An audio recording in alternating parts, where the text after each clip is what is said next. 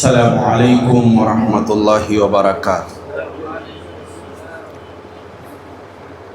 Private মাদ্রাসা কল্যাণ পরিষদের উদ্যোগে আজকের মাদ্রাসা শিক্ষা চ্যালেঞ্জ, বাস্তবতা ও করণীয় শীর্ষক গুরুত্বপূর্ণ সেমিনারের সম্মানিত সভাপতি, অতিথিবৃন্দ, সমবেত মাদ্রাসার মুহতামিম পরিচালকগণ এবং সাধারণ শিক্ষকবৃন্দ, আজকের এই সেমিনারটা শুধু মুহতামিমদের জন্য নয়, সাধারণ শিক্ষক সহ মাদ্রাসা সংশ্লিষ্ট সবার জন্যই অত্যন্ত গুরুত্বপূর্ণ। আমরা আপনাদেরই ভাই, আমরা আলোচ্য বিষয় নিয়ে খুব আলোচনা আমরা করব না বা করার মতো যোগ্যতাও আমরা রাখি না। যেহেতু আলোচনার জন্য বলা হয়েছে, আমি 3টা পয়েন্টে আলোচনা করব। আল্লাহ পাক রব্বুল আলামিন কুরআনে কারীমের মধ্যে বলেছেন, ইয়া আইয়ুহাল্লাযীনা আমিনু বিল্লাহি ওয়া রাসূলিহি ওয়া ক্বালা রাসূলুল্লাহি সাল্লাল্লাহু আলাইহি ওয়াসাল্লাম আখলিস দীনাকা ইয়াকফিকাল আমালুল কালিল। আমি যে হাদিসটি তেলাওয়াত করেছি, আমাদের মাদ্রাসাগুলোর নূরানী শিশু বাচ্চারাও এই হাদিসটা পড়ে, তাই না? অতএব আমি কোনো গভীর আলোচনা করব না, আপনারা বুঝতেছেন। আমি যে কথাটা বলতে চাই, আমরা শিক্ষার সাথে, এলেমের সাথে, এলেম চর্চার সাথে এবং তালিম তরবিয়তের সাথে শিক্ষা গ্রহণ করা, শিক্ষা দেওয়া, এটা অনেক বড় মহান কাজ। যে কাজের জন্য স্বয়ং আল্লাহ নবী রাসূল প্রেরণ করেছেন। ওয়ারাসাতুল আম্বিয়া হিসাবে আমার আপনার এই দায়িত্বটা পালন করা হচ্ছে, কিন্তু আসলে আমি হয়তো, আপনি হয়তো এতটা যোগ্য না, কিন্তু এরপরেও আমি আপনি এই জগতে আছি। তাহলে নবীওয়ালা কাজটা আমি আপনি যে করতেছি, আমার আপনার মন গড়ার মতো করলে আসলে নবীওয়ালা কাজটা নবীওয়ালা তরিকায়, নবীওয়ালা মহব্বতে, নবীওয়ালা ফিকিরে যদি না হয়, তাহলে উম্মতের ফায়দা হবে না। এই জন্য আমি 3টা পয়েন্ট আপনাদের সামনে অত্যন্ত সংক্ষেপে বলবো যে আমাদের নিজেদের 3টা জায়গাতে আমার মনে হচ্ছে যে খুবই দুর্বলতা, কমতি, খামি আছে। একটা হলো আমাদের এখলাসে মারাত্মক ধরনের ঘাটতি আছে। এখলাসের যে কমতি, ঘাটতি, আমার মনে হচ্ছে এই জগতে, এই সেক্টরে, এই গণনায় বর্তমানে যে সমস্ত ফাসাদগুলো সামনে আসতেছে, এই সবগুলোর মৌলিক একটা সমস্যা হলো যে আমার মধ্যে এখলাস নেই।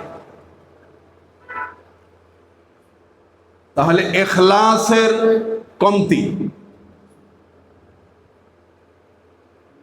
আরেকটা হচ্ছে আখলাকি কমতি।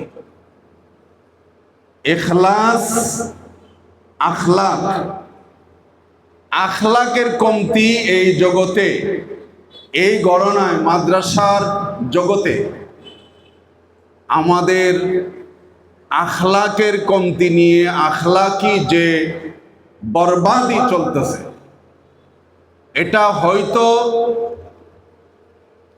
কিছু বিষয় আছে, প্রপাগান্ডা, ইসলাম বিরোধী শক্তি প্রপাগান্ডা করে, কিন্তু ভাই আমি আপনি নিজেকে আমার আপনার গরানার লোকদের নিয়ে যদি গবেষণা করি, ফিকির করি, তাজরাবা, অতীতের অভিজ্ঞতা, তাহলে আমাদের কি কোনোই সমস্যা নাই? আমাদের গরানার লোকদের কোনোই সমস্যা নাই? অবশ্যই আছে। হয়তো আপনার আমার দুই একটা ঘটনা নিয়ে ইসলাম বিরোধীরা ব্যাপকভাবে আমাদেরকে, আমাদের অঙ্গনকে নিয়ে, আমাদের এই ঘরানাকে নিয়ে, কওমি মাদ্রাসা বা মাদ্রাসার জগৎটাকে নিয়ে প্রপাগান্ডা চালায়। এই জন্য ভাই, ইখলাসের কমতি, আখলাকি কমতি। আমি 3 পয়েন্টের 2 পয়েন্ট বলে ফেলছি। এগুলোর উপর এক একটা মওজুর উপর দীর্ঘ আলোচনা করা যাবে।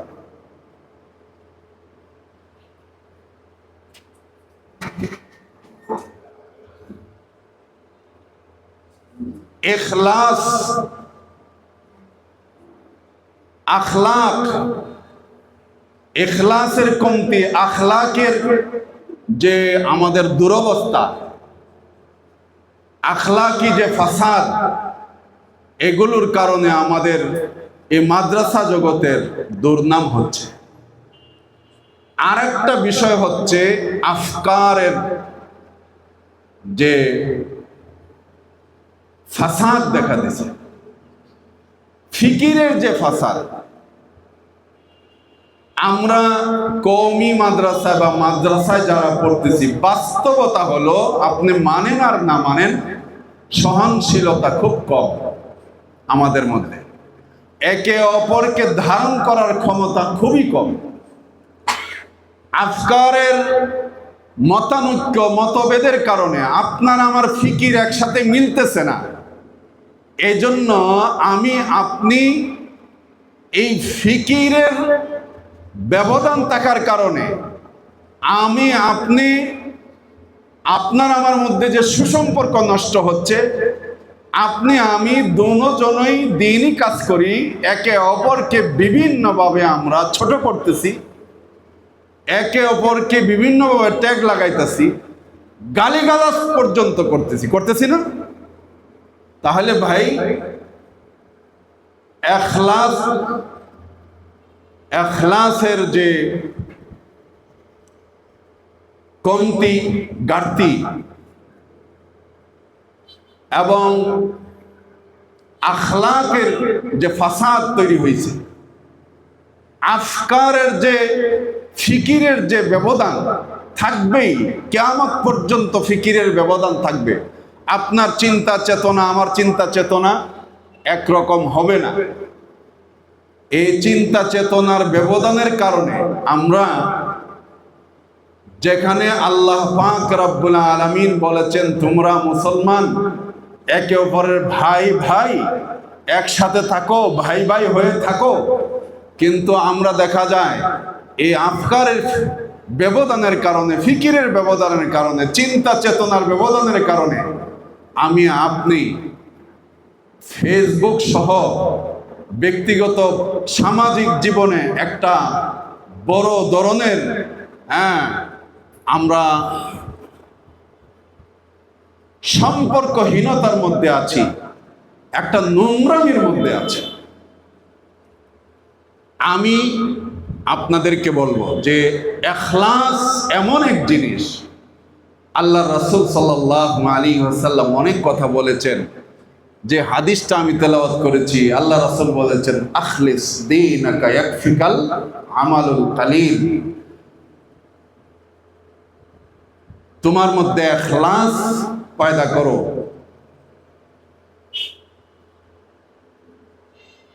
তোমার দ্বীনকে ইখলাসে পরিপূর্ণ করো, ইখলাস দ্বারা পরিপূর্ণ করো। তাহলে তুমি অল্প আমল করলো, এই ইখলাসের কারণে আল্লাহ কবুল করবে। অথচ আমাদের মধ্যে ইখলাসের মারাত্মক কমতি। আমি ওস্তাদ, আমি কয় টাকা বেতন পাই, আমি যদি বেতনের দিকে তাকায়া আমার ছাত্রদেরকে পড়াই, আমার ছাত্রদের পিছনে মেহনত করি, তাহলে কি হবে? হবে না। এই জগৎটা টাকা কামানোর জগৎ না, কোন রকম জীবন যাপন করা আর ছাত্র গড়া। আমার এক উস্তাদ ছিল 91 সালে, আমার মনে হয় অনেক বড় আল্লাহর ওলি, অনেক বড় আলেম। তিনি আমাকে আমাদের পড়াইতেন, ক্লাসের বাহিরেও আসরের পরের সময়টাও আমাদের নিয়ে ফিকির করতেন, বৈশা থাকতেন। আল্লাহ ওয়ালা বুজুর্গ মানুষ, কচুয়া বাড়ি ছিল। তো তখন কত বেতন পাইতো আমি খোঁজ খবর নিয়ে তখন জানতে পারছিলাম 600 টাকা তিনি বেতন পাইতেন। আমি 2001 সালে ঢাকায় এসে 1800 টাকা বেতনে চাকরিতে ঢুকছি। এখন মাশাআল্লাহ 15-20 হাজার টাকার কমে বেতন, অধিকাংশেরই কম। তারপরেও আমি বলতেছি এতে যে খুবই স্বাচ্ছন্দ্যে চলা যায় তা না। আমি বলছি ভাই, আমাদের মুরব্বীরা বড়রা পায়া না পায়া এখলাসের সহিত এই লাইনে দ্বীনি কাজটা, তালিম তাআল্লুমের কাজটা করে গেছে। আমি আপনি বেতন কম পাই বেশি পাই, আমি কাজটা তো করতে হবে। যদি এখলাস নিয়ে কাজটা করি তাহলে এই কাজের ফায়দাটা আমিও পাবো, বারাকাটা আমিও পাবো, আর ছাত্ররাও পাবে। এই জন্য এখলাসে আমরা গুরুত্ব দেই। আল্লাহ পাক রব্বুল আলামিন এখলাসের সহিত আমাদের দ্বীনি কাজগুলো করার তৌফিক দান করেন। সাথে সাথে আখলাকের বরবাদির কারণে আমাদের মাদ্রাসাগুলোতে যে চারিত্রিক অধঃপতনের বিভিন্ন সংবাদ শিরোনাম হয়, এগুলো নিয়ে ভাই আমাদের সতর্কতা। এক একটা এই আখলাকি বরবাদির ঘটনা এক একটা প্রতিষ্ঠানকে ধ্বংস করে দিচ্ছে। শুধু প্রতিষ্ঠান নয়, এই মাদ্রাসার জগৎটাকে সারা দেশে সারা বিশ্বে কলঙ্কিত করছে। তো ভাই, এই আখলাকের ব্যাপারে আমি নিজেকে আজকে থেকে ওয়াদা করি, তওবা করি আল্লাহর কাছে, এবং নিজেকে প্রস্তুত করি যে আমার আখলাক দিয়ে যেন ছাত্ররা আখলাক তৈরি হয়, আমার আখলাক দিয়ে যেন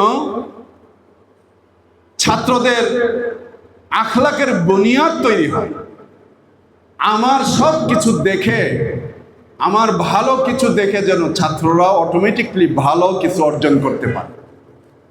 মুহতারাম হাজিরিন, আমাদের অতিথি চলে আসছেন, তিনি আলোচনা করবেন। আমি আপনাদের সামনে, আপনারা সবাই আলেম ওলামা, আপনারা পয়েন্টগুলো মনে রাখলে এর মধ্যে অনেক কিছু খুঁজে পাবেন।